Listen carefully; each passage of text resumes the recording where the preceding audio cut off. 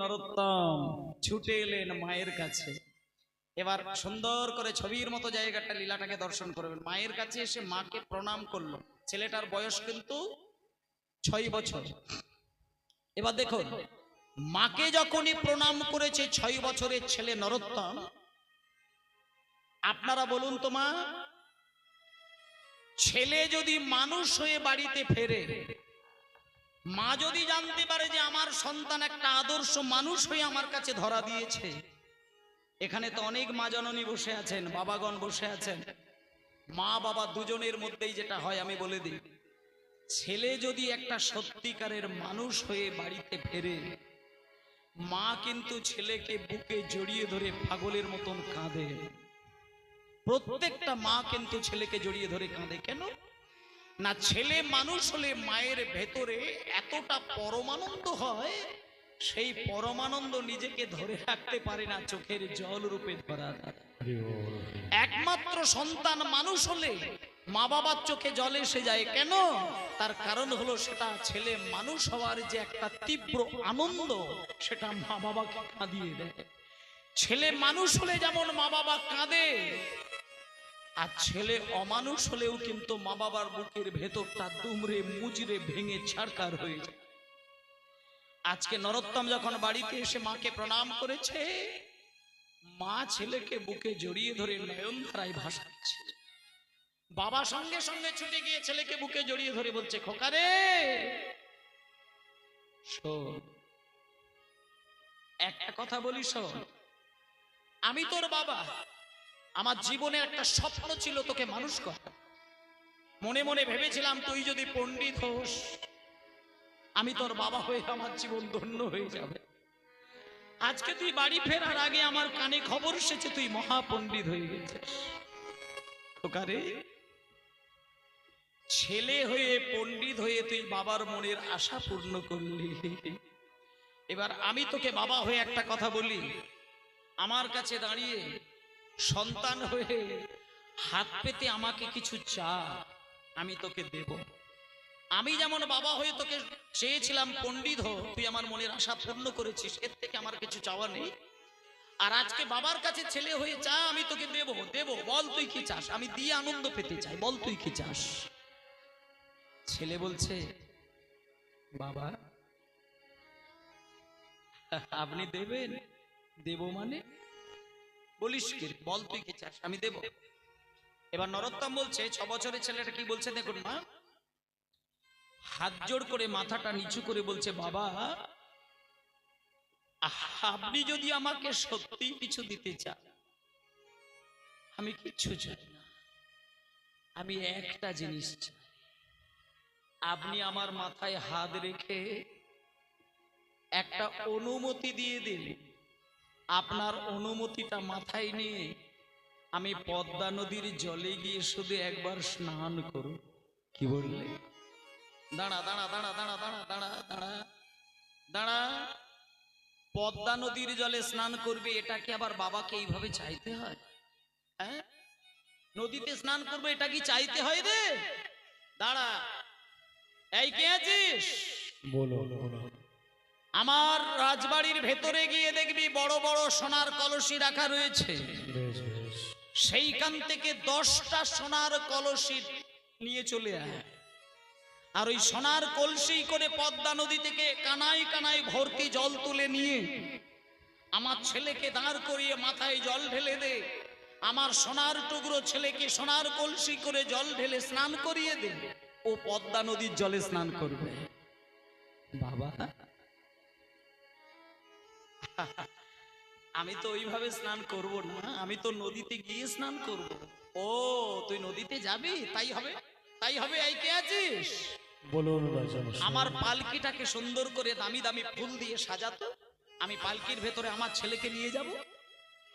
তখন ছেলেটা বলছে, বাবা আমি তো পালকিতে করে যাব না, পালকিতে করে যদি কেউ যায় লোকের কাঁধের ওপরে চড়ে যেতে হয়, আর লোকের কাঁধে চড়ে যদি কেউ যায় তার অন্তর মাঝে যে ভক্তি লাভ হবে না বাবা, আমি পালকিতে চড়ে যাব।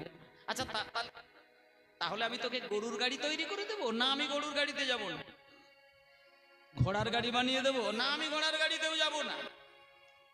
হ্যাঁ রে, দাঁড়া দাঁড়া, তুই সোনার কলসির জল ঢালবো মেনে নিলি না, পদ্মা নদীতে যাবি পালকি তৈরি করে দেবো তাও শুনবি না, গরুর গাড়ি বললাম সেটাও না, ঘোড়ার গাড়ি সেটাও না, তবে কি তুই হেঁটে হেঁটে যাবি?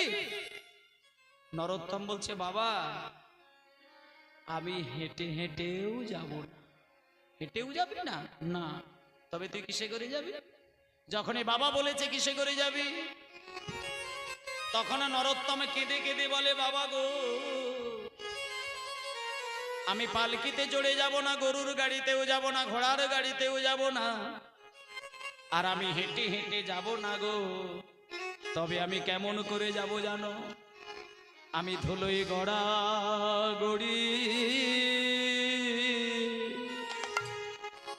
দিয়ে যাব। নিতাই গৌর হরি হরি গোরে গড়াগড়ি দিয়ে যাব। ভক্তের পদ ধুলা অঙ্গে পোষণ করে ধুলোয় গড়া গোরে গড়াগড়ি দিয়ে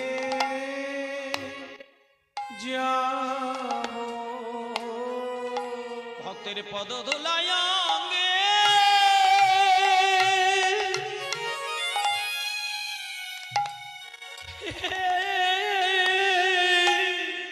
নিতাই গৌর হরি বল। আমি অঙ্গে দিয়ে যাব। আহারে, ধুলোয় গড়া গোরে গড়াগড়ি। আস্তে দাঁড়াও বাবা, যখনই বাবাকে বলেছে ধুলোই গড়াগড়ি দিতে দিতে যাব, একটা কথা মায়েরা বুঝেছেন কি, গুরুদেব কিন্তু একবারও বলেনি যে তুমি পদ্মা নদীতে হেঁটে হেঁটে যাবে কি ধুলোই গড়াগড়ি দেবে কি পালকিতে যাবে, এসব গুরুদেব কোনো কথাই বলেননি। কিন্তু নরোত্তমের চৈতন্যটা দেখুন, বাবাকে বলছে যে আমি ধুলোই গড়াগড়ি দিতে দিতে যাব। এবার ছেলে যখন অনুরোধ করেছে, বাবা তো কিছু বলতে পারছে না, বাবা তখন বাধ্যতামূলক বলছেন, নরোত্তম ঠিক আছে, তুই তো পণ্ডিত, আমি তোর মুখের উপরে কথা বলতে পারি না, তবে একটা কথা বলি, ধুলোই গড়াগড়ি দিতে দিতে গেলে যদি তুই সুখী হোস, আনন্দ পাস, আমি তোকে অনুমতি দিয়ে দিলাম, চলে যা। এবার ছেলেকে অনুমতি দিয়ে দিলেন, আর ধুলোই গড়াগড়ি দিতে দিতে যাচ্ছে। রাজামশাই গোপনে গোপনে দুটো প্রহরীকে ঠিক করে দিলেন। দুটো প্রহরীকে বললেন, ওরে আমার ছেলে কোনোদিন পদ্মা নদী চোখেই দেখে না, আমার ছেলে কোনোদিন নদীর জলে ডুবে স্নানই করে না, তোরা পিছনে পিছনে একটু যাবি, ছেলেটা যখন নদীর জলে ডুব দিতে যাবে আমি তোদেরকে গুরু দায়িত্ব দিয়ে দিচ্ছি, তোরা আমার ছেলের দুটো হাত ধরবি, ডুব দেওয়া হয়ে গেলে ছেলেকে তুলে নিয়ে বাড়িতে চলে আসবে। এই বলে মা দুজন প্রহরীকে যখন রাজামশাই দায়িত্ব দিয়ে দিলেন, এবার ছেলে গড়াগড়ি দিতে দিতে যাচ্ছে আর প্রহরীগণ পিছনে পিছনে যাচ্ছে নরোত্তমের মানে দেখাশোনা করার জন্য। এবার যেতে যেতে যেতে যেতে নরোত্তম পদ্মা নদী জলের একেবারে কাছে চলে গেছে, এইবার জলে নামবে এমন সময় ছেলেটা দুম করে উঠে দাঁড়ালো, উঠে দাঁড়িয়ে নদীর জলে চারিদিকটা একবার চোখ বুলিয়ে নিল, চোখ বুলিয়ে নিয়ে মনে মনে চিন্তা করছে, আমি দেখেছি কেউ যদি স্নানের জন্য জলে নামে তার প্রথমেই কিন্তু পাটা আগে জলে বাড়িয়ে দেয়, কিন্তু আমার যেটা মনে হয় নদীর জলে নামতে গিয়ে আমি যদি পাটাই নদীতে আগে দিই তাহলে তো পদ্মা মায়ের মাথার ওপরেই পা তুলে দিলাম। না না না না না না না না, আমি কিন্তু নদীর জলে প্রথমে পা দেব না, আমি প্রথমে সুন্দর করে নদীকে ভালো করে প্রণাম করে নেব, শুয়ে পড়ে প্রণাম করে নেব। এই বলে যখনই শুয়ে পড়ে প্রণাম করতে গেল, এইবার আসল জায়গাটা দেখুন মা, যখনই নরোত্তম শুয়ে পড়ে প্রণামটা করতে গেছে, ওই যে জলের ঢেউটা গড়িয়ে গড়িয়ে গড়িয়ে গড়িয়ে এসে নরোত্তমের মাথাটাই একটুখানি ছুঁয়ে গেছে। আর যেই না নরোত্তমের মাথার সঙ্গে জলটা ছুঁয়ে গেল, এবার আপনাদের মনে আছে কিনা আমি জানি না, একটা কথা আমি স্মরণ করিয়ে দিচ্ছি, শুনুন মায়েরা। বহু বছর আগে চৈতন্যদেব, আমি স্মরণ করিয়ে দিলেই মনে পড়ে যাবে, পদ্মা নদীর জলে স্নান করতে গিয়ে চোখের জলটা মিশিয়ে দিয়েছিলেন। আর পদ্মা নদীকে মহাপ্রভু বলে গেছিলেন যে নরোত্তমের এমন একটা ক্ষমতা থাকবে, সে যেদিন তোমার জলে প্রথম স্নান করবে তার অঙ্গের ছোঁয়া মাত্র তোমার নদীর ঢেউ, কি বলেছিল মা, শত শত গুণ বেড়ে যাবে। আজকে সেই ঘটনা ঘটছে। যখনই নরোত্তম প্রণাম করতে গেল, জলের একটুখানি ছোঁয়া যখন নরোত্তমের অঙ্গ ছুঁয়ে গেছে, প্রণামের ছলে জলে পরশ করিল, প্রণামে জন জন পরশ করিল, প্রণামের চলে জলে পরশ করিল, জন জন পরশ করিল। আর তখনই পদ্মা নদীর তরঙ্গ বাড়িল, তখনই পদ্মা নদী তরঙ্গ বাড়িল,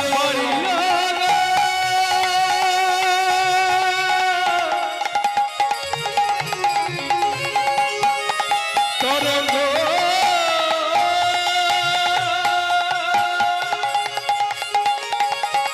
হরিল, তরঙ্গ বাড়ি। এবার তখনই পদ্মা নদী তরঙ্গ বাড়িল, তখনই পদ্মা নদী তরঙ্গ বাড়িল, তরঙ্গ বাড়িল, তরঙ্গ বাড়িল, নরোত্তমের ছোঁয়া পেয়ে তরঙ্গ বাড়িল, নরোত্তমের ছোঁয়া পেয়ে তরঙ্গ বাড়িল, নরোত্তমের ছোঁয়া পেয়ে তরঙ্গ বাড়িল, ওই নরোত্তমের ছোঁয়া পেয়ে তরঙ্গ বাড়িল, নরোত্তমের ছোঁয়া পেয়ে নিতাই গৌর হরি বলে, হরি বলে নিতাই গৌর হরি বলে, নরোত্তমের ছোঁয়া পেয়ে, নিতাই গৌর হরি বলে, নরোত্তমের ছোঁয়া পেয়ে, নিতাই গৌর হরি বলে, নরোত্তমের ছোঁয়া পেয়ে তরঙ্গ বাড়িল, তরঙ্গ বাড়িল। তরঙ্গ বাড়িল। বেশ, মানে নরোত্তমকেও বোঝার সময় দিল না, আর যে দুজন প্রহরী দাঁড়িয়েছিল তারা যে ছেলেটার হাতটা ধরতে যাবে সে সুযোগটাই তারা পেল না। মানে ঢেউটা ধীর গতিতে চলছিল, শতগুণ একটা বিরাট ঢেউ। নরোত্তম যেই প্রণাম করতে গেছে, একটা মাথা টপকে গিয়ে বিরাট ঢেউয়ের তলায় নরোত্তম তলিয়ে গেল।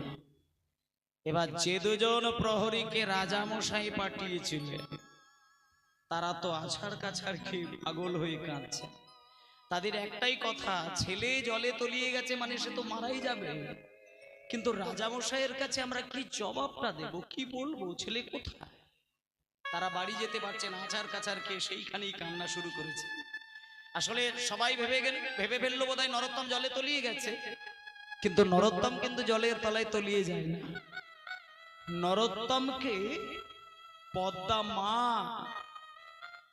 এই আপনারা যেমন এখানে মা জননীগণ বসে আছেন, আজকে পদ্মা নদী সে এক মায়ের রূপ ধারণ করে সুন্দর করে ঘোমটা দিয়ে সর্ব অলঙ্কারে ভূষিতা হয়ে একেবারে কোলের সন্তানের মতন করে হাতের ওপরে মাথাটা রেখে পদ্মা নদী নরোত্তমের সঙ্গে কথা বলছে।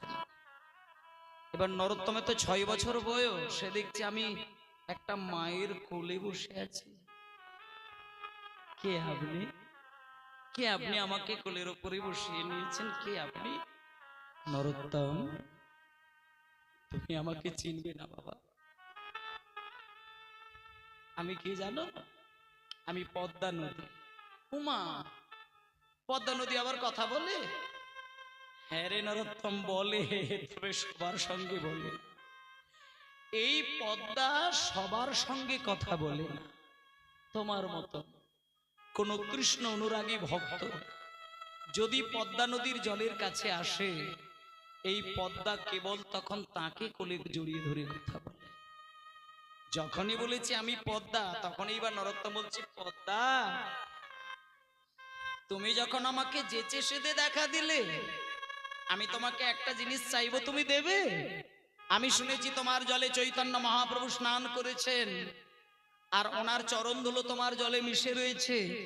আমাকে একটুখানি ধুলো, ওই ওই হাজার হাজার ধুলিকণার মধ্য থেকে একটা ধুলো আমার ওই একটুখানি অঙ্গে বুলিয়ে দেবে পদ্মা? এবার যখনই বলেছি চরণে ধুলো, তখন পদ্মা নদী বলছে, নরোত্তম, চৈতন্য দেবের পদধূলি তোর জন্য নয়, জগতে সবার জন্য। এটা যেই আসবে সেই পাবে, কিন্তু তোর জন্য পদ্মা, তোর জন্য মহাপ্রভু একটা অন্য জিনিস রেখে গেছে, সেটা আমি বুকে আয়, আজকে আমি সেইটা দিয়ে দেব। এবার যেটা চৈতন্য দেব কথা দিয়ে গিয়েছিল, তার হৃদয়ের প্রেমটা চোখের জল রূপে, সেটা আজকে পদ্মা নদী কথা অনুসারে নরোত্তমের অঙ্গে বুলিয়ে দিলে। এবার এতক্ষণ নরোত্তম কিন্তু এমনিই কথা বলছিলেন মায়েরা, আর যেই না সেই মহাপ্রভু চোখের জলটা ওই পদ্মা নদী মিশিয়ে দিয়েছে নরোত্তমের অঙ্গে, দেখা গেল যে ছেলেটার গায়ের রংটা ছিল কৃষ্ণ বর্ণে, আজকে সেই ছেলেটার গায়ের রং হয়ে গেল কাঁচা সোনার মতো। আর গৌরাঙ্গের প্রেমটা পেয়ে নরোত্তমের চোখ থেকে বিন্দু বিন্দু ধারা। নরোত্তমও কাঁদছে, পদ্মাও কাঁদছে। সঙ্গে সঙ্গে পদ্মা বলছে, নরোত্তম কেঁদো না, আমার এখানে যারা আসে তারা বেশিক্ষণ থাকতে পারে না, তুমি চলে যাও, তোমার পিতামাতা তোমার কথা ভাবছে, আর এখানে থেকো না। এই বলে যখনই পদ্মা নদী জল থেকে ছেলেকে তুলে দিয়েছে, এবার মাথাটা যখন জলের ওপরে উঠে এক এক করে নরোত্তম জলের ওপরে উঠে আসছে, যে দুজন প্রহরী তারা তো বাড়ি ফিরতে পারে না, হঠাৎ করে যে কি দাঁড়া দাঁড়া দাঁড়া, এই খোকা, এই খোকা, হ্যাঁ গো তুমি কে গো? নরোত্তম জল থেকে উঠে এসে সামনে দাঁড়িয়ে বলছে, এ কি তোমরা আমাকে চিনতে পারছো না? ভালো করে দেখো, আমি তো তোমাদের রাজার ছেলে, আমি তো সেই ছেলে, আমি নরোত্তম, ভালো করে দেখো তুমি, আমি তো নরোত্তম। নরোত্তম? আচ্ছা তুমি এতক্ষণ কোথায় ছিলে? এতক্ষণ তুমি কোথায় লুকিয়েছিলে? আমি কোথায় ছিলাম তুমি শুনবে? তোমরা শুনবে? যেমন ডুবুরিরা সমুদ্রের তলায় নেমে যায় দামি দামি রত্ন তুলে নিয়ে আসার জন্য, আর আজকে আমি পদ্মা নদীর একেবারে গভীরে গিয়েছিলাম, একেবারে তলায় নেমেছিলাম, আমি সেইখান থেকে রত্ন তুলে নিয়ে এসেছি, প্রেম রত্ন। তোমরা কি সেই রত্ন নেবে? যদি তোমরা প্রেম রত্ন নিতে চাও, দূরে দাঁড়িয়ে থেকো না, আমার কাছে এসো, আমার সামনে এসো, এসো সামনে এসো, এসো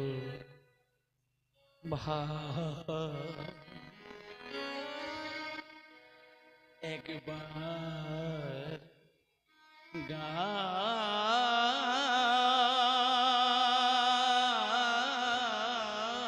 গা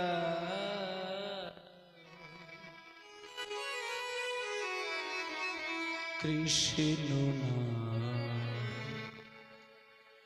হরি নাম, হরি হরি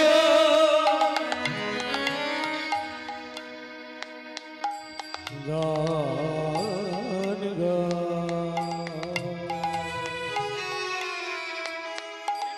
কৃষ্ণ নাম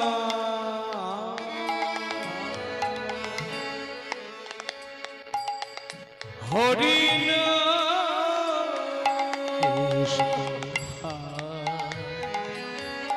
গানে গাই কৃষ্ণ নাম হরি নাম।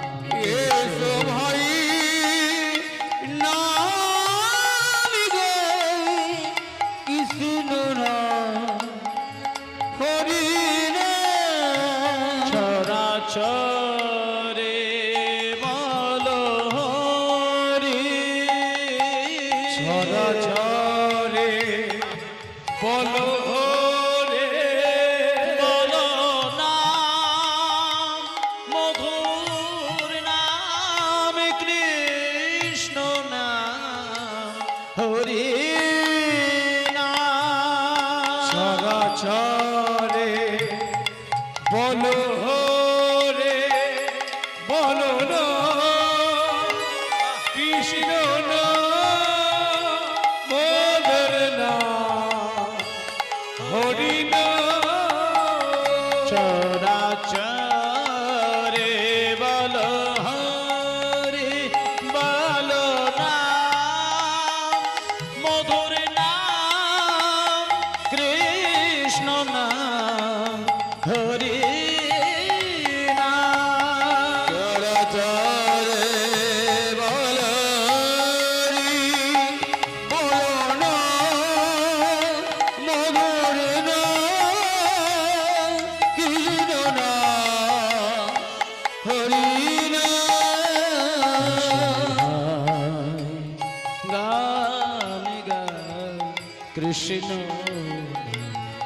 হরি নাম এসো ভাই নামিগা কৃষ্ণ না হরি না ভাই রাম ভাই কৃষ্ণ না হরি না ও বাবা দাঁড়া নরোত্তমের গায়ের রংটা ছিল কিন্তু কালো, এটা কিন্তু মা বাবা জানেন, কিন্তু ছেলেটা যে সোনার মতন গায়ের রং হবে এটা তো বোঝা যাচ্ছে না। এটা দেখে তো বাবা অবাক হয়ে গেলেন। নরোত্তম বাড়িতে এসে ছুটে এসে বাবাকে প্রণাম করতে গেল, বাবা ঠিকরে গেল, দূরে সরে গেল। মনি মনি একে একে এই নরোত্তম না। রাজামশাই পরিষ্কার চিন্তা করে ফেললেন, যে ছেলে আমাকে প্রণাম করে পদ্মা নদীতে গেল আমার সেই ছেলে। একে চোখের মধ্যে মুনি ঋষিদের মতো একটা গাম্ভীর্য, কথায় কথায় কৃষ্ণ না।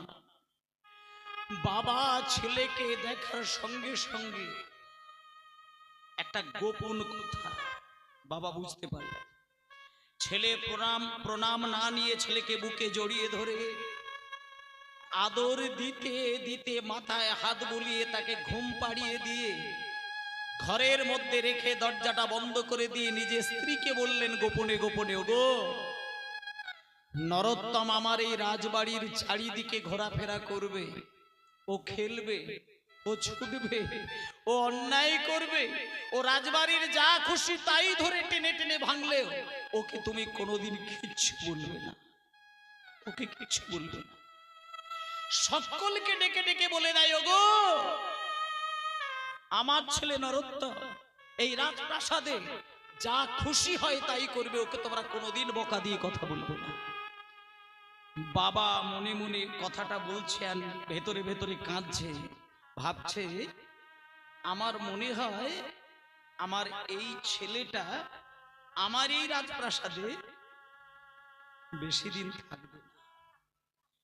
এই ছেলেকে আমি বুঝতে পারছি না, কথায় কথায় শুধু কাঁদে। আসলে একটা কথা হচ্ছে কি, ভগবান যদি কাউকে দয়া করে, কাউকে কৃপা করে, দেখবেন কোনো ভালোবাসা তাকে পিছন থেকে ধরে আটকাতে পারে। এই যে মনে করুন, আমি তার প্রমাণ দিয়ে দিচ্ছি। আজকে এখানে হরিনাম হচ্ছে, বিগত বছরেও হরিনাম যদি হয়ে থাকে, গত বছর যদি এই বাড়িতে হরিনাম হয়ে থাকে, একটা কথা আপনাদের বলে দিই, গত বছরে হরিনাম হবার সময় আপনাদের এই পাড়ায় বা এই গ্রাম থেকে যে সমস্ত মা বাবারা বসে কীর্তন শুনেছিলেন, আর আজকে এই মুহূর্তে যারা বসে আছেন, একটা সত্য প্রমাণ আপনাদের বলে দিই। গত বছর এই পাড়ার যারা যারা বাবা মায়েরা এসে কীর্তন শুনেছিলেন আর আজকে যারা আছেন, আপনি খোঁজ নিয়ে দেখবেন, আপনি একজনের নামও কিন্তু আপনি পেতে পারেন, যিনি গত বছর এই মাটিতে বসেছিলেন, কীর্তন শুনেছিলেন, আপনাদের সামনে কাটিয়েছিলেন, আজকে কিন্তু তিনি আমাদের মধ্যেই আর নেই। তিনি জগৎ ছেড়ে বিদায় নিয়েছেন। আর আজকে আপনারা আমাকে দেখছেন আর আমি আপনাদেরকে দেখছি। হরিনাম কিন্তু পরের বছরে হলেও হতে পারে, কিন্তু এখানে আপাতত যাদেরকে আমি দেখতে পাচ্ছি, কীর্তন সামনের বছর হবে, কিন্তু কে থাকবে আর কে চলে যাবে এটা কিন্তু বলা যায় না। মাঝখানে একটা বছর বাকি।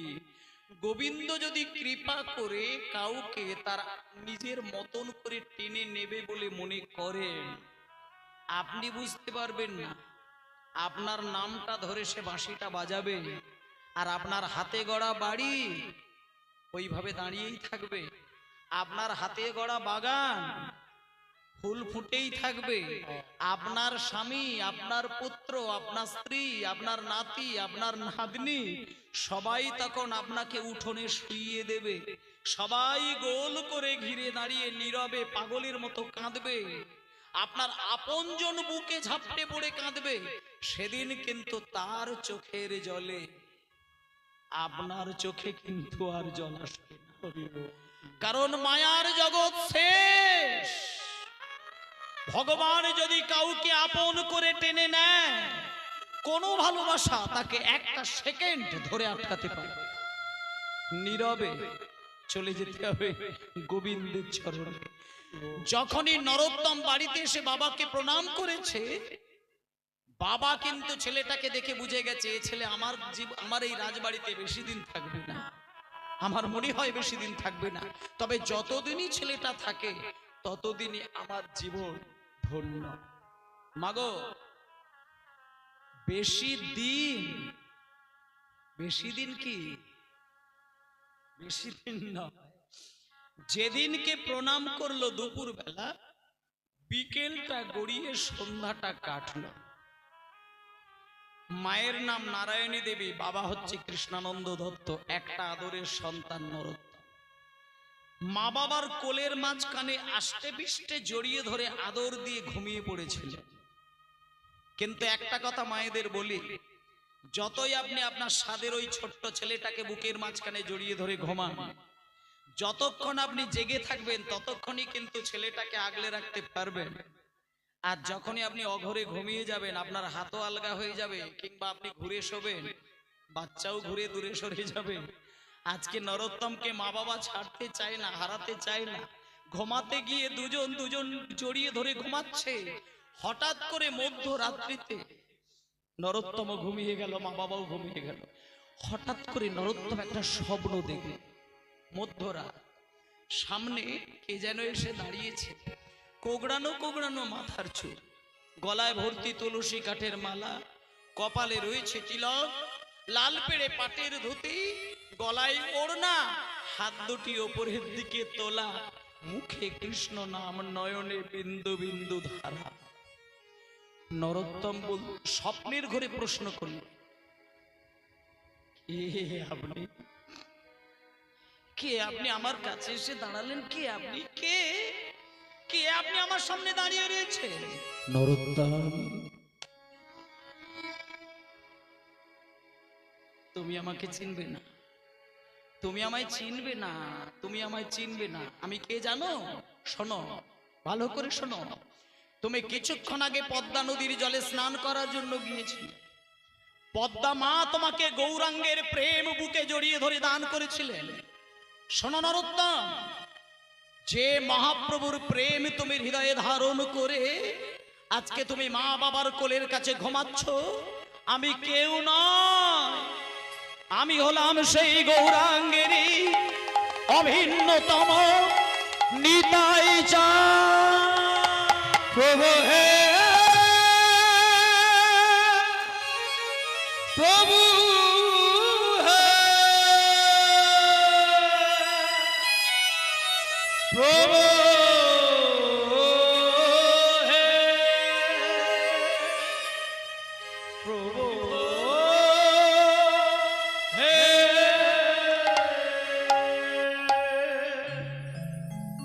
নিত্যানন্দ মহাপ্রভু নরোত্তমকে স্বপ্নের ঘুরে দেখা দিয়ে বললেন, নরোত্তম, তুমি মা বাবার কোলের মাঝে ঘুমিয়ে থেকো না, তুমি রাজপ্রাসাদের ছাদের তলায় ঘুমিয়ে থেকো না। তুমি যদি আরো প্রেম পেতে চাও, আরো ভক্তি পেতে চাও, তুমি আমার সঙ্গে চলে এসো প্রেমের রাজ্য বৃন্দাবন ধামে। হরি বল হরি বল। ব্যাস নরোত্তমের ঘুম ভেঙে গেল। নরোত্তমের যেই হঠাৎ করে ঘুমটা ভেঙে গেছে, এতক্ষণ যার সঙ্গে কথা বলছিল সে উধাও, দেখলো মা বাবা ঘুমে আছে। তো আর হঠাৎ করে ঘুমটা ভেঙে গিয়ে মায়ের দিকে তাকিয়ে দেখছে মা অঘরে ঘুমাচ্ছে, বাবার দিকে তাকিয়ে দেখছে বাবাও ঘুমাচ্ছে। মনে মনে চিন্তা করছে মা বাবাকে যদি আমি ডেকে দিয়ে অনুমতি নিয়ে বেরোতে যায়, মা বাবা কিন্তু আমাকে যেতে দেবে না, এটা আমি জানি। আর মা বাবাকে বলতে গিয়ে যদি আমি বাধা পেয়ে যাই, আমি কিন্তু আর প্রেম ভক্তি পাবো না, আর আমি বৃন্দাবনে যেতে পারবো না, আর আমি নিত্যানন্দের কথা রাখতে পারবো না। আমাকে কিন্তু ঘুমন্ত পিতামাতাকে প্রণাম করে আমাকে চিরকালের জন্য গৃহত্যাগী হয়ে বেরিয়ে যেতে হবে। হঠাৎ করে নরোত্তম ওই মধ্যরাত্রিতে আলতু করে মা বাবার কোল থেকে উঠে প্রথমে বাবাকে প্রণাম করলো, আর মা তো অঘরে ঘুমাচ্ছে, মায়ের চরণে হালকা করে হাতটা রেখে অনুমতি নিতে গিয়ে আমি চলে যাই,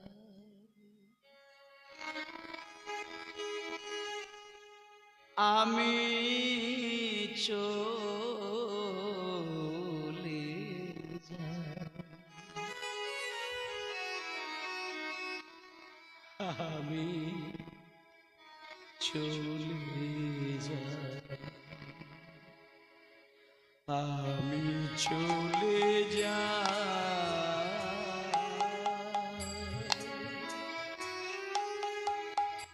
ও মা জননী জননী দাও গো বিদায়, ও মা জননী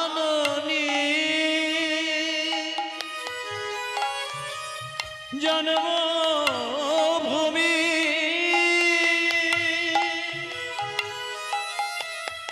আমায় দাও গো বিদায়। হরি হরি মা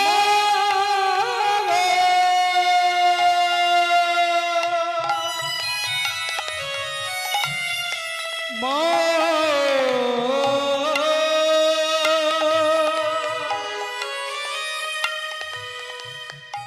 আমার দাও গো বিদায়। মা গো আমি চলে যাই,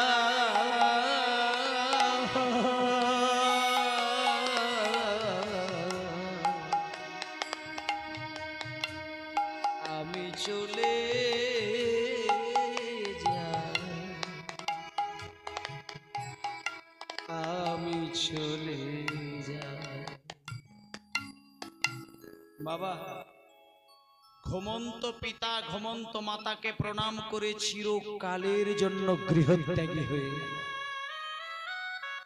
আজকে ঘুমন্ত পিতা মাতাকে প্রণাম করে ওই বাংলা ছেড়ে চলল বৃন্দাবন, শুধু বৃন্দাবন।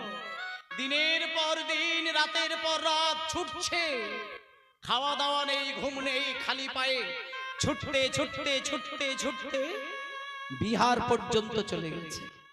বিহারের একটা জঙ্গলে নরোত্তম অজ্ঞান হয়ে আছাড় খেয়ে অচেতন হয়ে পড়ে রয়েছে। কিন্তু বাবা ভাগ্যটা ভালো ছিল বটে, যে রাস্তা দিয়ে যে পথ দিয়ে কোনোদিন কোনো সাধারণ মানুষ চলে না, যায় না, কিন্তু আজকে নরোত্তম ওই গভীর জঙ্গলের পথে তীরের গতিতে ছুটতে গিয়ে আছাড় খেয়ে অজ্ঞান হয়ে অচেতন হয়ে পড়ে রয়েছে। ভাগ্যক্রমে এক ব্রাহ্মণ ওই পথ দিয়ে যেতে গিয়ে নরোত্তমকে দেখতে পেয়ে যায়। তাড়াহুড়ো করে নরোত্তমের দেহটাকে কোলের ওপরে রেখে হাতের ওপরে মাথাটাকে রেখে জলের ছিটে দিয়ে জ্ঞান ফিরিয়ে দিচ্ছে। নরোত্তম, এই নরোত্তম, নরোত্তম, এই কে কে কে কে আপনি? আরে আমি এই গ্রামের একজন ব্রাহ্মণ। ব্রাহ্মণ? হ্যাঁ আমি এই গ্রামের একজন ব্রাহ্মণ। ওঠো, ভালো করে ওঠো। নরোত্তম বলছে বাবা ঠাকুর, আপনি তো এই গ্রামের ব্রাহ্মণ, কিন্তু আমি তো এই গ্রামের ছেলে নই, তাহলে আপনি আমার নাম জানলেন কি করে? আপনি আমাকে নরোত্তম নরোত্তম করে ডাকছেন, আপনি আমার নাম জানলেন কি করে? ঠাকুর মশাই বলছে নাম আমি কেমন করে জানলাম? শোনো, আমি একজন বড় জ্যোতিষী। আমি লোকের মুখ দেখলে না আমি তার সম্পর্কে সব বলে দিতে পারি। নরোত্তম বলছেন, ও মা, আপনি জ্যোতিষী, আপনি সব জানেন? তাহলে আমি আপনাকে একটা কথা বলি। আপনি আমার মুখের দিকে তাকিয়ে, চোখের দিকে তাকিয়ে আমার সম্পর্কে আরো কি কি জানেন আপনি আমাকে একটু বলুন না, আমি শুনি। আপনি কি জানেন একটু বলুন। শোনো শোনো শোনো শোনো নরোত্তম, তোমার সম্পর্কে আমি সব জানি, সব সব সব। তুমি শুনবে, তুমি শুনবে। শোনো, তোমার চোখের দিকে তাকিয়ে আমি বুঝতে পারছি তুমি তোমার মা বাবার কোলের মাঝখানে ঘুমাচ্ছিলে। তুমি স্বপ্নের ঘরে একজনকে দেখলে, সে তোমাকে বৃন্দাবনের খোঁজ দিল, আর তুমি তোমার মা বাবাকে ছেড়ে দিয়ে তোমার বৈরাগ্য ধর্মকে পালন করার জন্য তুমি মা বাবাকে প্রণাম, তুমি বৃন্দাবনের পথে পা বাড়িয়েছ। নরোত্তম বলছে, ও মা, আপনি তো সবই বলে দিতে পারছেন। তাহলে বাবা ঠাকুর, আপনি যেহেতু সবই বলে দিতে পারলেন, তাহলে শুধু আর একটা জিনিস আমাকে বলবেন। আমি বৃন্দাবনে যেতে গেলে আমার আর কতগুলো দিন এইভাবে আমাকে ছুটতে হবে? সব বলে দেবো, সব বলে দেবো, আমি তোমায় সব বলে দেবো। তার আগে আমার কোলের ওপরে উঠে বসো, আমি তোমাকে এক ঘটি দুধ খাইয়ে দিই, তারপর আমি আদর করে দেব, তারপরে তোমার মাথায় আশীর্বাদ দেব, তারপরে তুমি চলে যাবে, তোমার কোনো অসুবিধা হবে না। এই বলে ওই ঠাকুর মশাই কোলে বসিয়ে দুধ খাওয়ালেন, আদর করলেন, ভালোবাসা দিলেন, মুখে চুমু দিলেন, কত কথা বললেন। এরপরে বলে দিলেন, তোমাকে আমি অনুমতি দিলাম, যাও তুমি এই পথ দিয়ে চলে যাও বৃন্দাবনের পথ। এই বলে মায়েরা ওই ঠাকুর মশাইয়ের কোলে দুধ খেয়ে এইবার আবার চলল বৃন্দাবনের পথ। এবার আজকে আপনাদের বলে দিই, এই যে ছেলেটা নরোত্তম, যে ব্রাহ্মণের কোলে বসে দুধ খেলেন এবং জলের ছিটে দিয়ে ব্রাহ্মণ জ্ঞান ফিরিয়ে দিলেন, এই ব্রাহ্মণকে, এই ব্রাহ্মণ এত বড় ব্রাহ্মণ, এই পৃথিবীতে দ্বিতীয় এই ব্রাহ্মণ হয় না। নামটা আমি একটু পরে বলবো, শুনলে আপনারা অবাক হয়ে যাবেন, চমকে যাবেন। শুনুন, আজকে ওই ঠাকুর মশাইয়ের কোলে দুগ্ধ পান করে চলল বৃন্দাবনের পথ। আমি হরি বলবো, আমি হরি বলবো, আর মদন মোহন দেখব, দেখব গো, আমি হরি বলবো, হরি হরি হরি হেরে গো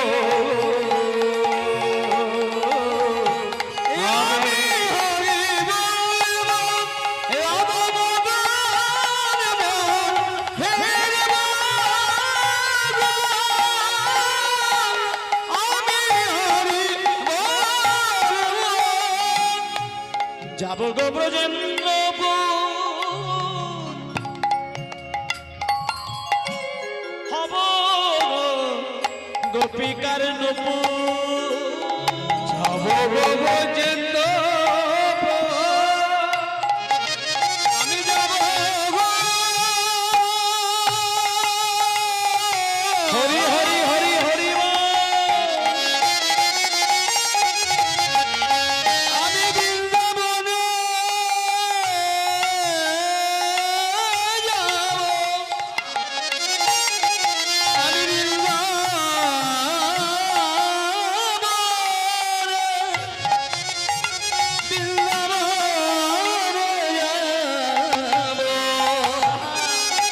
বৃন্দাবনে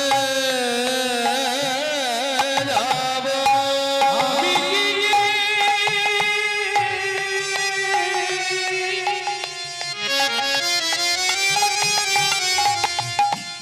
গোপিকা পাই নীলপুর হব,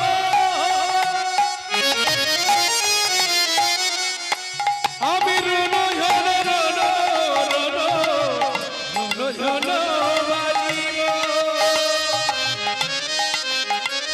বাজিব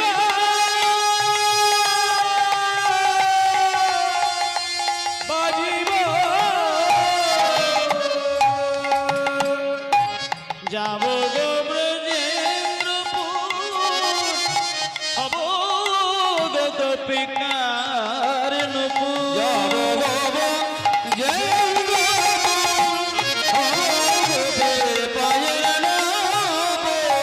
চরণে মধুর মধুর তাদের চরণে মধুর মধুর আমি তার চরণে মধুর মধুর বাজব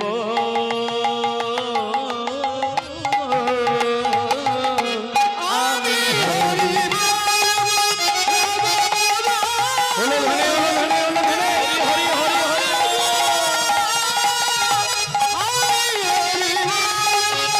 সদা মধুর মোহন হেরে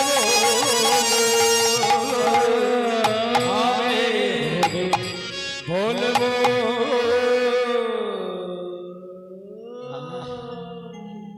একটা ছেলের মধ্যে কত শক্তি থাকে শুধু দেখুন, কথায় কথায় শুধু জায়গাগুলো তত্ত্বগুলো দেখবেন।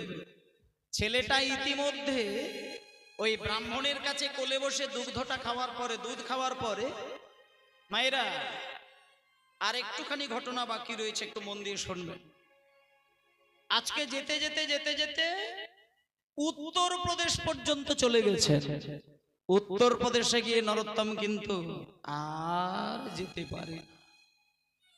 বাংলা থেকে বৃন্দাবনে যাওয়াটা মুখে যতটা সহজে বলা যায়, এটা কিন্তু সহজ কথা নয়। মানে বছর ঘুরে যাবে, হেঁটে হেঁটে যেতে যেতে বছর ঘুরে যায়। যেতে যেতে উত্তরপ্রদেশে গিয়ে ওই বাচ্চা ছেলেটা একটা গাছের তলায় মানে বিশ্রাম নেবার জন্য একটুখানি একটা গাছে হেলাম দিয়ে একটু ঘুমিয়ে পড়েছে। আর জানা ঘুম এসে গেছে, একটা স্বপ্ন দেখতে পেলেন। স্বপ্ন দেখতে পেল দুজন বৈষ্ণব, একেবারে ঠকঠকে বৃদ্ধ, ঠকঠকে বৃদ্ধ, সাদা একখণ্ড সরু কাপড় হাঁটুর উপরে তাদের জড়িয়ে তোলা, হাতে রয়েছে জপের মালা, কপালে রয়েছে তিলক, গলায় রয়েছে তুলসী কাঠের মালা, মুখে কৃষ্ণ নাম। দুইজন বৈষ্ণব এসে দাঁড়িয়েছে। নরোত্তম স্বপ্নের ঘরে জিজ্ঞেস করছে, কে আপনারা? আমার চোখের সামনে দাঁড়িয়ে রয়েছেন, কে আপনারা? কে? আমি তো চিনতে। নরোত্তম, তুমি আমাদের চিনবেন না, আমাদেরকে চিনবে না। আমরা কে জানো? শোনো, দেখা যখন দিতে এসেছি নাম অবশ্যই বলবো। এই যে আমরা দুইজন দাঁড়িয়ে রয়েছি, আমি হলাম বড় ভাই, আমার নাম রূপ গোস্বামী পাল। আর এই যে আমার পাশে দাঁড়িয়ে রয়েছে, এ হলো আমার মেজো ভাই, এর নাম সনাতন গোস্বামী। শোনো, আমরা কিন্তু পৃথিবীতে আর নেই। এই যে তুমি বৃন্দাবনে ছুটেছ, আজকে তুমি এখানে ঘুমাতে গেলে স্বপ্নে দেখতে পাচ্ছ। শোনো, তুমি যদি বৃন্দাবনে পৌঁছাও, ওইখানে গেলে তুমি আমাদের দুই ভাইয়ের সমাধি দেখতে পাবে। আমরা কিন্তু আর পৃথিবীতে নেই। আমরা স্বপ্নের ঘরে তোমাকে দেখা দিতে এসেছি। কেন জানো? একটা সংবাদ দেবার জন্য। শোনো মন দিয়ে, কিছুদিন আগে তুমি বিহারে একটা গভীর জঙ্গলে অজ্ঞান হয়ে তুমি আছাড় খেয়ে পড়েছিলে। এক ব্রাহ্মণ এসে তোমাকে তুলে নিয়ে জলের ছিটে দিয়ে তোমার জ্ঞানটা ফিরিয়ে দিয়েছিল। তারপরে সেই ব্রাহ্মণ তোমাকে কোলে করে নিয়ে দুগ্ধ পান করিয়েছিল। শোনো নরোত্তম, যে ব্রাহ্মণ তোমাকে কোলে করে দুগ্ধ পান করালে, সেই ব্রাহ্মণ কোন সাধারণ ব্রাহ্মণ নন, তিনি হলেন স্বয়ং চৈতন্য মহাপ্রভু।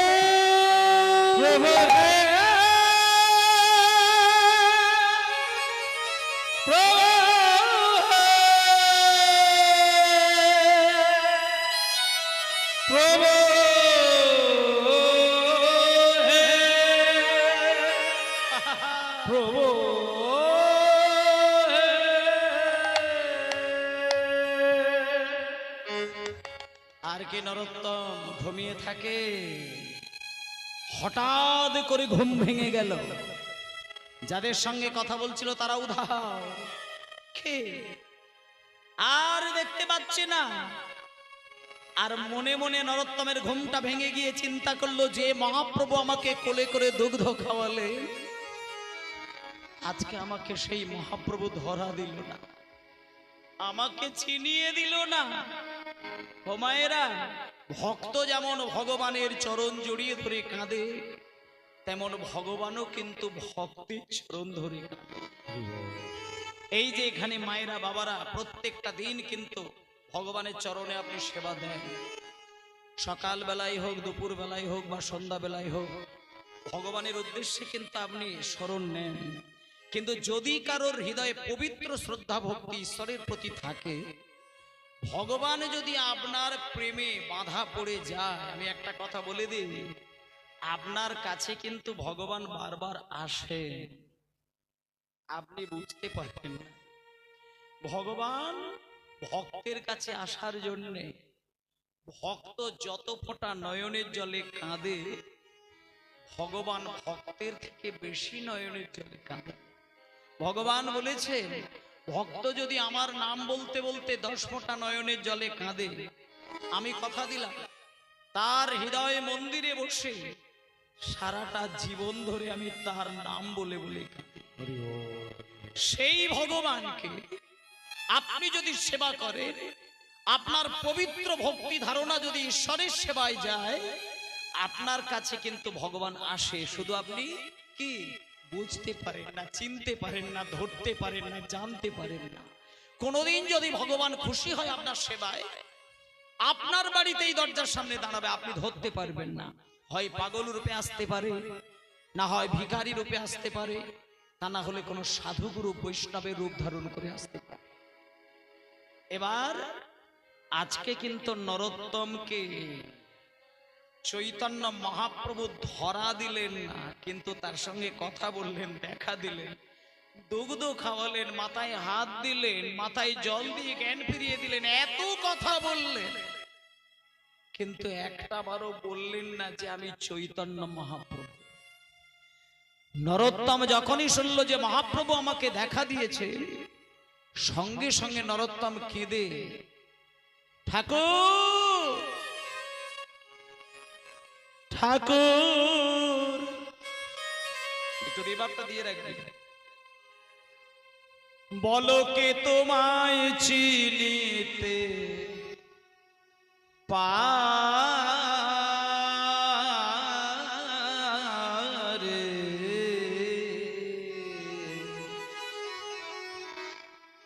তুমি না চিনালে পারে। ঠাকুর কে তোমায় চিনিতে পারে, তুমি না চিনালে পারে। ঠাকুর কে তোমায় চিনিতে পারে, তুমি না চিনাইলে পরে। ঠাকুর কে তোমায় চিনিতে পারে, তুমি না চিনাইলে পারে।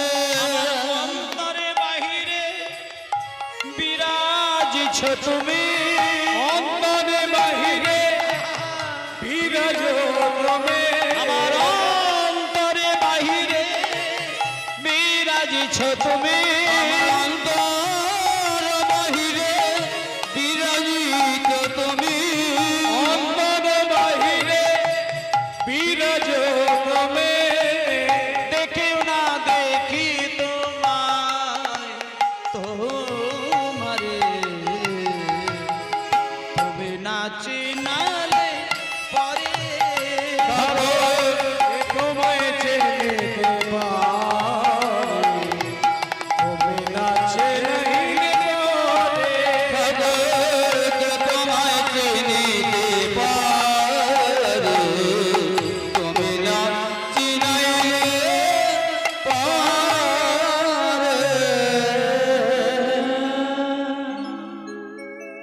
ইতিমধ্যে এবার পৌঁছে গেল বৃন্দাবন।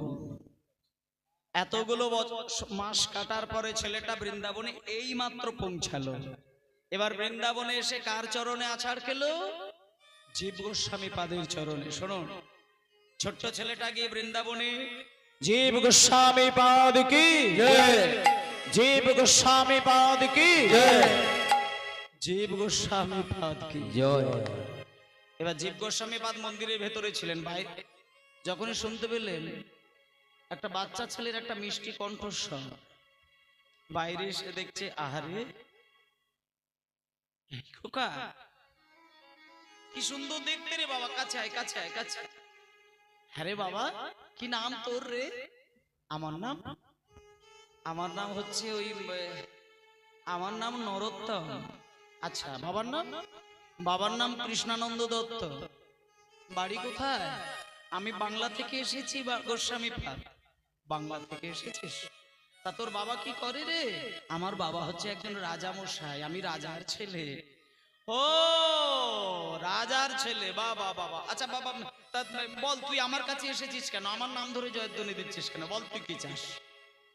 নরোত্তম বলছেন, বাবা ঠাকুর আপনার কাছে আমি এসেছি, আর আমি কিছু চাইবো না, শুধু আমাকে একটা কাজ করবেন, আপনি আমাকে ওই দীক্ষা দেবেন, আমি দীক্ষাটা নিয়ে ওই রাধা গোবিন্দের সেবা করব। দীক্ষা? হ্যাঁ দীক্ষা দেবেন? ঠিক আছে, আমি তোমাকে দীক্ষা দেব, কিন্তু তোমার মা বাবাকে নিয়ে এসো, তোমার মা বাবার সঙ্গে আগে আলাপ পরিচয়টা করি। যখনই বলেছে মা বাবাকে নিয়ে এসো, নরোত্তম বললেন, বাবা ঠাকুর আমি তো মা বাবাকে নিয়ে আসি, আমি একা একা চলে এসেছি। আমি মা বাবা ঘুমিয়েছিলেন, ঘুমন্ত মা বাবাকে প্রণাম করে আমি জন্মভূমিকে ছেড়ে দিয়ে সারাটা জীবনের জন্য আপনার কাছে এসেছি, আপনি আমাকে দয়া করে দীক্ষা দেবেন বাবা ঠাকুর। তুমি একা এসেছো?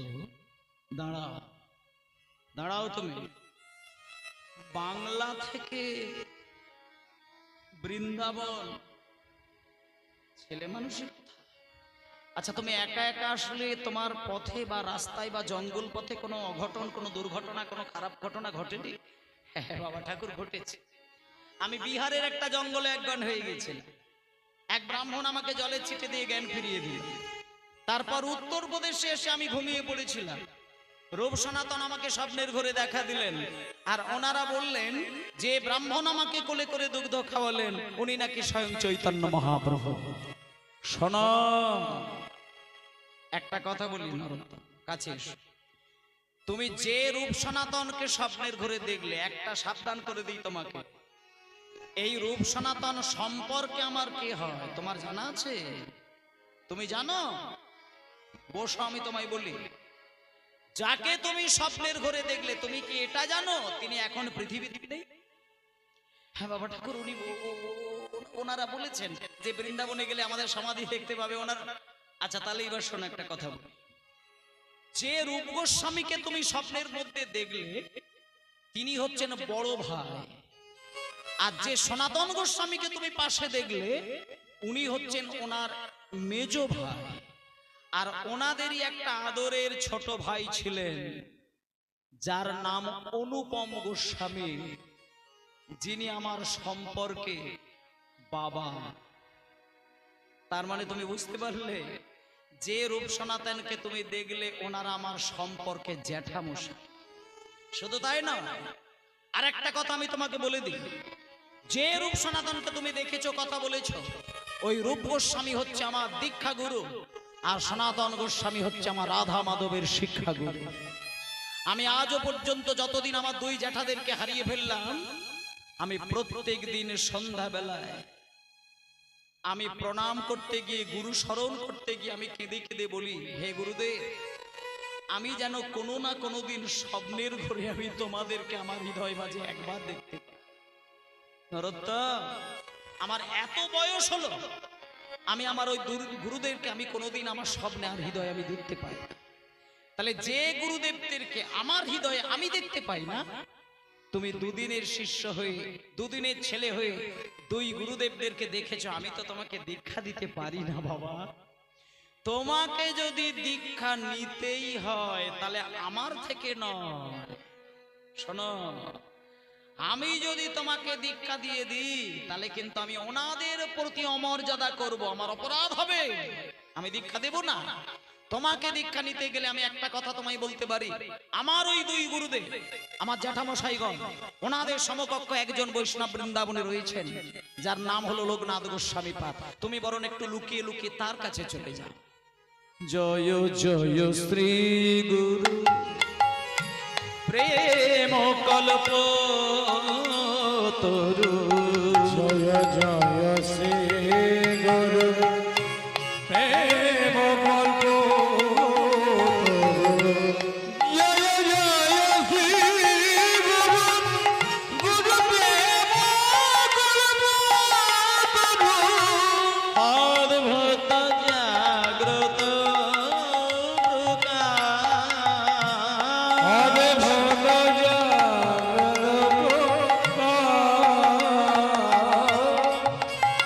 অদ্ভুত বড় অদ্ভুত জাগ্রত প্রকাশ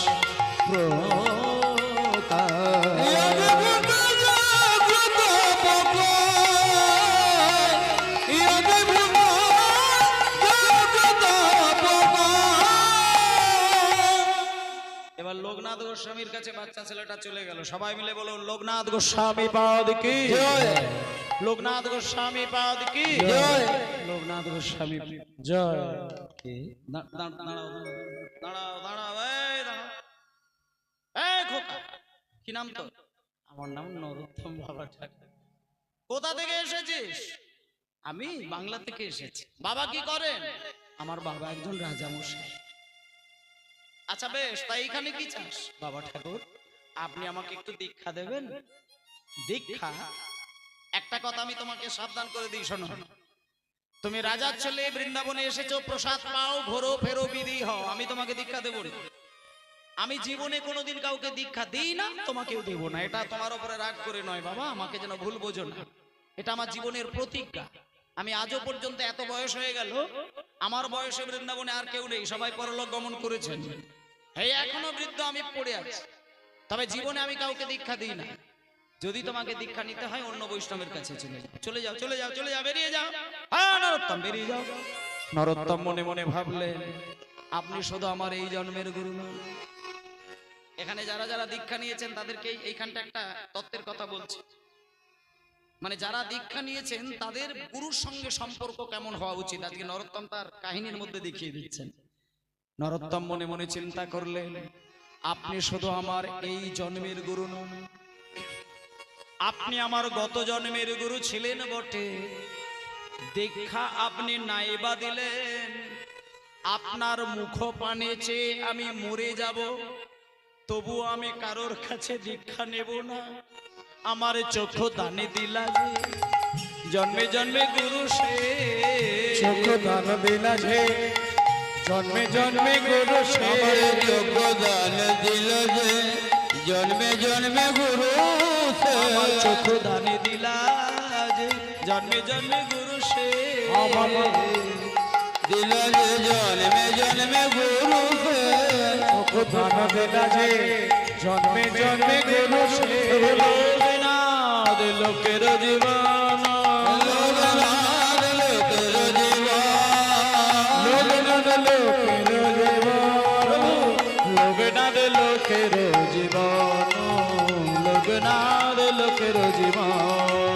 লোকনাথ লোকের জীবন, লোকনাথ লোকের জীবন।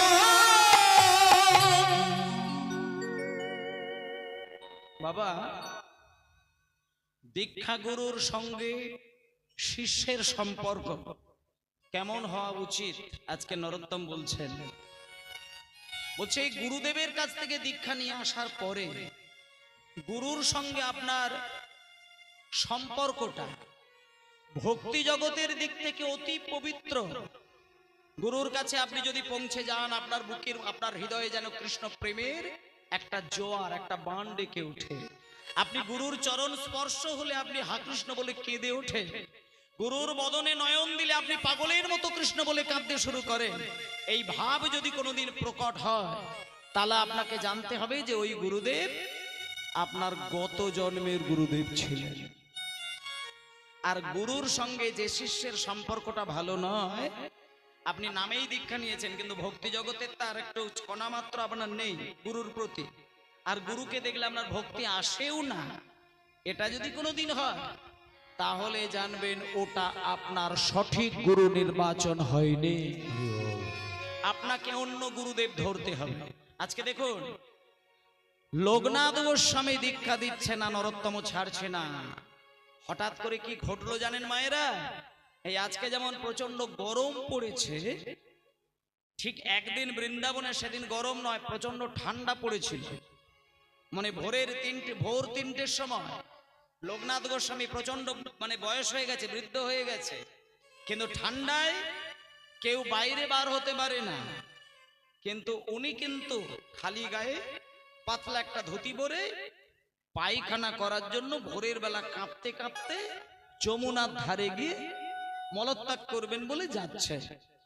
এবার নরোত্তম মনে মনে ভাবছে, আহারে গুরুদেব আমার এত কষ্ট করে যাচ্ছে এই ভোরের বেলায়, এই ঠান্ডা, হঠাৎ করে যদি ঠান্ডায় গুরুদেবের কোনো বিপদ হয় কে বাঁচাবে? নরোত্তম মনে মনে চিন্তা করলো, গুরুদেব তো আমাকে দীক্ষা দেবে না বলে দিয়েছে, কিন্তু আমিও প্রতিজ্ঞা করলাম গুরুর চরণে মাথা ঠুকে মরে যাব, জীবনে আমি কারোর কাছে দীক্ষা নেব না। আমি বরং এই লোকনাথ প্রভু ভোরের বেলা পায়খানা বসার জন্য যাচ্ছে, আমি লুকিয়ে লুকিয়ে আমি দেখব, ওনার যদি কোনো বিপদ হয় সেই সুযোগে গিয়ে আমি গুরুদেবের চরণ সেবা করব। এই বলে মাগো, অনেক বয়স হয়ে গেলে মানুষের কয়েকটা লক্ষণ ধরা পড়ে দেখবেন। বৃদ্ধ হয়ে গেলে দেখবেন প্রথম কথা হচ্ছে কানে ভালো করে শুনতে পায় না, স্মৃতিশক্তিটা একটু কমে যায়, চোখে ভালো করে দেখতে পায় না। এগুলো বয়স হয়ে গেলে মানুষের মধ্যে কম বেশি দেখা দেয়। আজকে লোকনাথ গোস্বামী কানে ভালো করে শুনতে পায় না, স্মৃতিশক্তি কমে গেছে, চোখে ভালো করে দেখতে পায় না। এবার বারবার করে লোকনাথ প্রভু করে কি, যেখানে পায়খানা করতে যায়, পায়খানা বসতে গেলেই চোখে তো দেখতে পায় না। গত কয়েকদিন যেসব জায়গাগুলো পায়খানা করেছিলেন, সে পায়খানা বসতে যাবে কি নিজের পায়খানার ওপরই দুম করে পা দুটো তুলে নেয়, আর যতবার পা তুলে দেয় ততবার শুধু কষ্ট করে গিয়ে স্নান করেন। যতবার পায়খানায় পা তুলে দেয় দুম করে গিয়ে স্নান করে।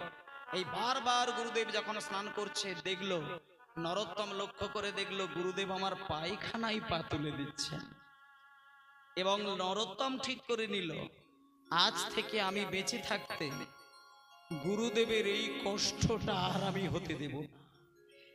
আজকে থেকে আমি প্রতিজ্ঞা করলাম, গুরুদেব যখনই পায়খানা করে মন্দিরে চলে যাবে, আমি লুকিয়ে লুকিয়ে ভোরের বেলা গিয়ে সেই পায়খানা হাত দিয়ে তুলে আমি যমুনার জলে গিয়ে ভাসি। শুধু তাই না, জল দিয়ে লেপে পুছে পরিষ্কার করে রেখে দেয় ওই ছোট্ট ছেলে নরোত্তম। এটা একদিন দুদিন ঘটছে না মা, দেখতে দেখতে বছরের পর বছর কেটে যাচ্ছে। কিন্তু হঠাৎ একদিন লোকনাথ গোস্বামী নরোত্তমকে ধরে ফেলল। এবার যেদিনকে নরোত্তমকে হাতে ধরে ফেলেছে, নরোত্তমকে বলল, নরোত্তম রে, জীবনে আমি কোনোদিন কাউকে দীক্ষা দিই না, যে কারণে তুই আমাকে সেই জালে জড়িয়ে দিলি। আয় বাবা, আমি কারোর সেবা নেব না, এই ছিল আমার প্রতিজ্ঞা, আর তুই আমাকে তাই সেবা করে ঋণী করে দিলি। আজকে আমি যদি তোকে দীক্ষা না দিই, আমি ভগবানের কাছে বড় অপরাধী হয়ে যাব। আয় আমি তোকে দীক্ষা দিয়ে দিলাম। তবে একটা কথা বলি শোন, তুই কিন্তু হলি আমার জীবনের প্রথম শিষ্য, আর তুই হলি আমার জীবনের শেষ শিষ্য। নিতাই গৌর নিতাই গৌর প্রেমানন্দ। হরি বল।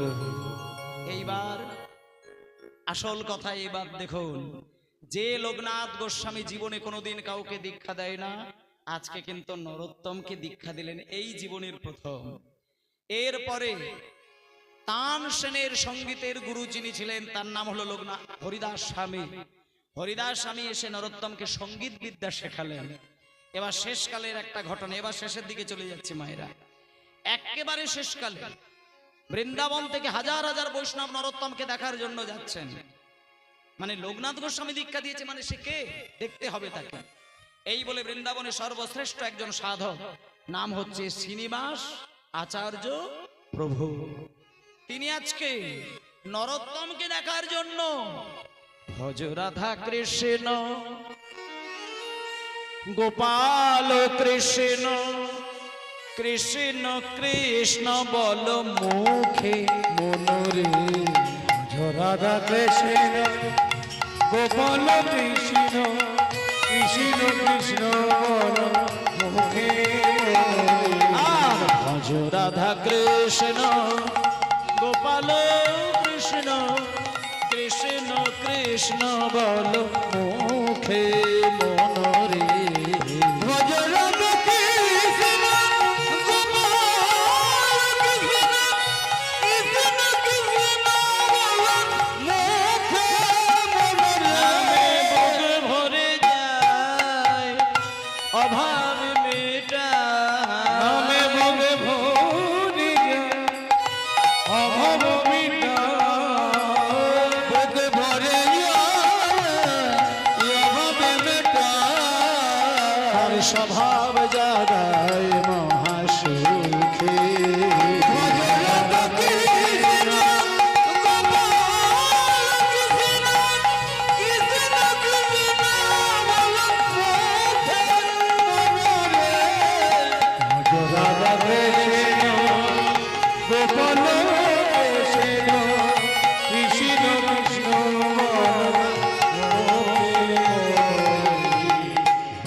রাধা কৃষ্ণ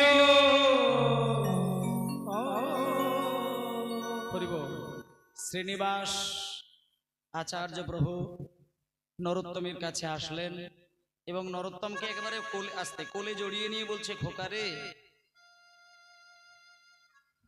তোর সম্পর্কে কিছু বলার দরকার নেই, সারা বৃন্দাবনের বৈষ্ণব সমাজ তোকে চিনে গেছে। তুই কে এটা সবাই জানে, আমিও জানি। এবার আমি তোকে যেচে সেদে এসেছি তোকে একটা সেবা শিক্ষা দেব বলে। তুই রাধা গোবিন্দের সেবা করাটা শেখ। আমি তোকে পরামর্শ দিচ্ছি, শোন, রাধা গোবিন্দের সেবা ওই সাধারণ মানুষের মতন করবি না। তোকে আমি একটা আদেশ দিই, তুই চোখ বন্ধ করে ধ্যান করবি। ধ্যান করার সময় তোর দুটো ভ্রুর মাঝখানে একটা আলো দেখতে পাবি, আর সেই আলোর মাঝখানে বৃন্দাবন দেখতে পাবি। বৃন্দাবনের মাঝখানে একটা কুঞ্জ মন্দির পাবি, সেই কুঞ্জ মন্দিরের ভেতরে একটা সোনার বেদি, তার মধ্যে দেখবি রাধা কৃষ্ণ দাঁড়িয়ে দাঁড়িয়ে কথা বলছে। আর তোর কাজ হলো রাধা গোবিন্দ যখন কথা বলবে, বেশি কিছু বলবো না, তুই নিজেকেও কিন্তু ধ্যানের মধ্যে দেখতে পাবি। এক বাটি দুধ গরম করে আঁচল চাপা দিয়ে লুকিয়ে রাখবি, আর রাধা গোবিন্দ কথা বলে যখন বাইরে আসবে তুই ওদের মুখের সামনে গিয়ে শুধু দুধের বাটিটা ধরবি। আর ওরা যদি তোর হাত থেকে দুধ খেয়ে নেয় তাহলে জানবি তোর মানব জীবন ধন্য হয়ে গেল, চলে যা। এইবার নরোত্তম ধ্যানের মধ্যে ডুবে গেল। রাধা কৃষ্ণ প্রাণ মোর। আচ্ছা, আমি আগে থেকে একটু জানিয়ে দিচ্ছি, কীর্তন শেষে বাতাসা ছড়ানো হবে, লুট হবে, হরি লুট হবে, তাই আপনারা অবশ্যই বাতাসা লুট দর্শন করবেন এবং বাতাসা প্রসাদ আপনারা গ্রহণ করবেন। তাই জন্য আর একটুখানি বিষয় বাকি, শেষ করেই লুটের বিষয়টা আসবে, ততক্ষণ একটু মন দিয়ে শুনবেন। আর সামান্য কথা, এবং লীলাটা কোনখানে শেষ হচ্ছে একটু বলে দিই। যে নরোত্তম দাসের ঘটনাটা শুনছেন, ওনার জীবন অবসান পর্যন্ত আপনারা শুনে যাবেন। উনি যখন পরলোক গমন করলেন জানবেন ওইখানে পালা শেষ, তার আগে পালা শেষ নয়, এটা বলে দিলাম। আর সামান্য একটুখানি বাকি। এইবার নরোত্তম দাস ধ্যান করছেন, ধ্যানে সেবা করবেন কেমন করে দেখুন। রাধা কৃষ্ণ প্রাণ যুগল কিশোর, হরি হরি বল। রাধা কৃষ্ণ প্রাণ যুগল কিশোর, আর জীবনে মরণে গতি আর নাহি ওই জীবনে মরণে গতি আর নাহি আর জীবনে মরণে গতি আর নাহি মোর। জীবনে মরণী গতে আরে নাহি রাধা কৃষ্ণ প্রাণ যুগল। সবাই মিলে হরি বল।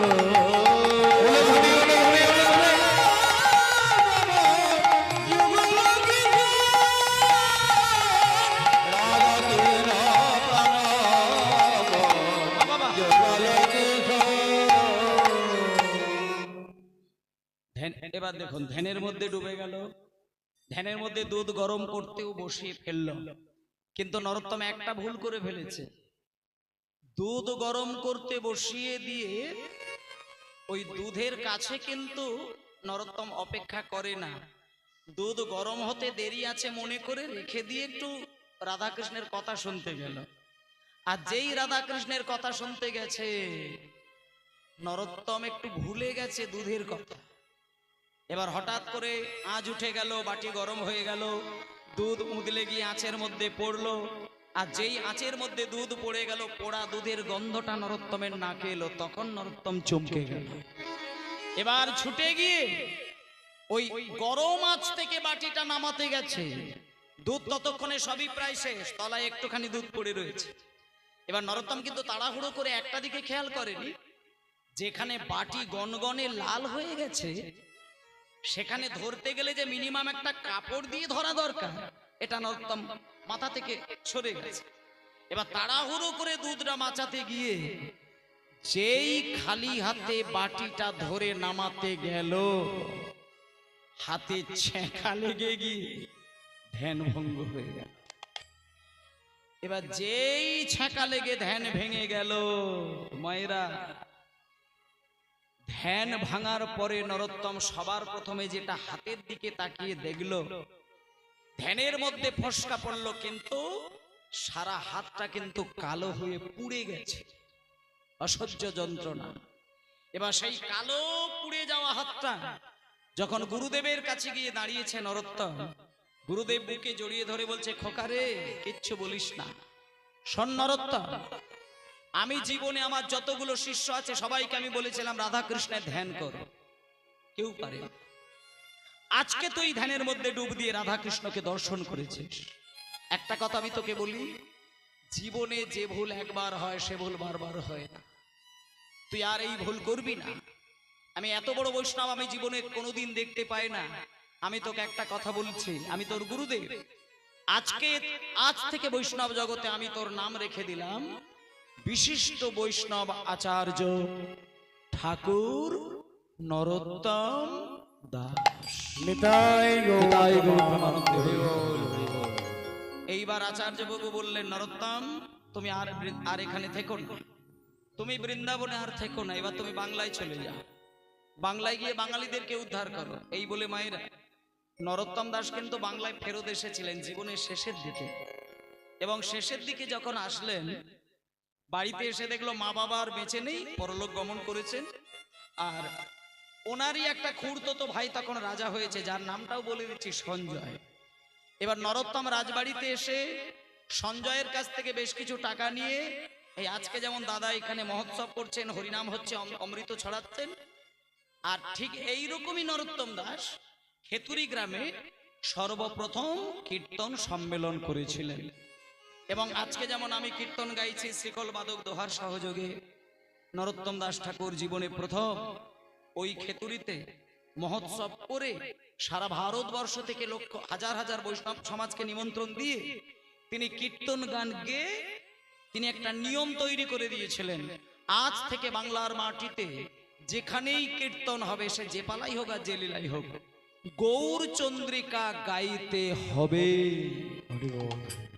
এই বিধানটা এতদিন পর্যন্ত কেউ করেনি, নরোত্তম দাস ঠাকুর করলেন।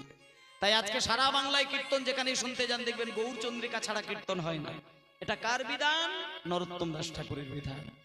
এবং তিনি বাংলায় এসে সারা বাংলা ঘুরে ঘুরে তিনি তার হৃদয়ের প্রেম সম্পদ কীর্তন গানের মধ্যে ছড়িয়েছিলেন, বেশ কিছু মানুষকে দীক্ষা দিয়েছিলেন। এবং তিনি জীবনের একেবারে শেষের দিনে তিনি ধ্যানের মধ্যে এমন ভাবে ডুব দিয়েছিলেন, 7 দিন তিনি আর ধ্যান ভাঙে না। যখন 7 দিন কেটে গেল, নরোত্তম দাসের কোনো সাড়া পাচ্ছে না, ধ্যান ভাঙে না, যারা কিছু নরোত্তম দাসের বিরোধী লোক ছিল তারা নরোত্তম দাসের দেহটাকে নিয়ে চিতার উপরে শুইয়ে আগুন ধরাতে যাচ্ছে। এমন সময় অন্তরঙ্গ ভক্তরা গিয়ে আছাড় খেয়ে নরোত্তম দাসের দেহে চোখের জল ভেজাতে লাগলেন। এবার হঠাৎ করে নরোত্তম দাসের অঙ্গে যখন চোখের জলটা পড়লো, এবার আপনাদের বলি মায়েরা, চিতার উপরে উঠে যে গানটা নরোত্তম দাস ঠাকুর জীবনের শেষ গান গেয়েছিলেন, সেই গানটা আমি আপনাদেরকে গিয়ে এবার শেষে চলে যাচ্ছি। কবে আমার গৌরাঙ্গ বলিতে হবে পুলক শরীর, হরি হরি বলিতে নয়নে ববেনি। আর কবে নিতাই চাঁদ করুণা করিবে, সংসার বাসনা মোর কবে তুচ্ছ হবে। এই যে গানটা, এটা আমি সকলকে বলবো, আপনারা এই গানটা প্রত্যেকদিন সন্ধ্যাবেলায় তুলসী তলায় প্রদীপ দিতে গিয়ে এই গানটা অবশ্যই গাইবেন, আপনি পরম ভক্ত হয়ে যাবেন। এটা নরোত্তম দাসের একেবারে ভক্তি অমৃত ঢালা গান। গৌরাঙ্গ বলিতে হবে পুলক শরীর, গৌরাঙ্গ বলিতে হবে পুলক শরীর, হরি হরি বলিতে নয়নে ববেনি। হরি হরি বলিতে নয়নে বহেনি, হরে হরে মনে নয়নে বহেনি। আরে কবে নিতাই চাঁদ করুণা করিবে, আরে কবে করুণা করিবে, বলি আরে কবে নিতাই চাঁদ করুণা করিবে। আরে কবে নিতাই চাঁদ করুণা করে, সংসার সোনামোর কবে তুচ্ছ হবে।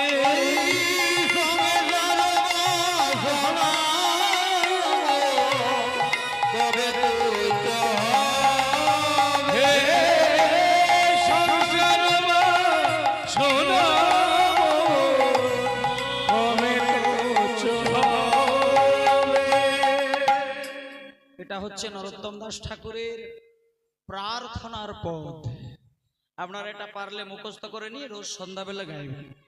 এবার দেখতে দেখতে নরোত্তম দাস ঠাকুর তার অন্তরঙ্গ ভক্তদের কোলে মাথা রেখে একদিন বলে উঠলেন, ওগো আমি যেদিন মরে যাব তোমরা আমার দেহটা নিয়ে শুধু পদ্মা নদীর জলে ভাসিয়ে দেবে, আর কিছু করো না। এই কটা কথা বলতে বলতে হঠাৎ তিনি পরলোক গমন করলেন। এবং একটা অদ্ভুত ঘটনা আপনাদের বলি, যখন তিনি পরলোক গমন করলেন, ভক্তরা তাকে কাঁদতে কাঁদতে নিয়ে গিয়ে নদীর জলে হালকা করে ভাসাতে গেলেন। আর যেই জলে ভাসাতে গেছে, একটা অলৌকিক ঘটনা, নরোত্তম দাস ঠাকুরের দেহটা পদ্মা নদীর জলে সাদা দুধ হয়ে বিলীন হয়ে গেল। নিতাই গৌর প্রেমানন্দে হরি বল হরি বল। মানে যে ঘটনা জীবনে কোনোদিন কোনো বৈষ্ণব সমাজ দেখেনি, আজকে সেটাই দেখতে পেলেন। দুধ হয়ে বিলীন হয়ে গেলেন আজকে সেই নরোত্তম দাস, যার কৃপায় আজকে সারা বাঙালি ধন্য হলেন। সারা বাঙালি কীর্তন রস, কীর্তন প্রাণ যার দ্বারাই পেয়েছিলেন, তিনি হলেন বিশিষ্ট বৈষ্ণব আচার্য নরোত্তম দাস। তাই সবাই মিলে একটু বলুন, নরোত্তম দাস ঠাকুর কি, বৃন্দাবন ধাম কি, আপন আপন গুরুদেব কি, জয় জয় ভক্ত বৃন্দ গৌরী যাহার প্রাণ, জয় জয় ভক্ত বৃন্দ গৌরী যাহার প্রাণ, জয় জয় ভক্ত বৃন্দ গৌরী যাহার প্রাণ, জয় জয় ভক্ত বৃন্দ গৌরী যাহার প্রাণ। আর সবে মিলে করো মোরে প্রেম ভক্তি গান, মিলে বড় মরে প্রেম ভক্তি গান, জয় দাও জয় দাও জয় দাও জয় দাও, মদন ভরে বাহু তুলে জয় দাও জয় দাও, তুলে জয় দাও জয় দাও, মদন শুনে মোহ তুলে জয় দাও জয় দাও, মদন ভরে বাহু তুলে জয় দাও জয় দাও, যশোদা পিতা নন্দের জয় দাও জয় দাও, আপন আপন গুরুদেবের সবাই মিলে জয় দাও, গুরুদেবের সবাই মিলে জয় দাও, নিতাই গৌর হরি বল, হরি বল হরি বল।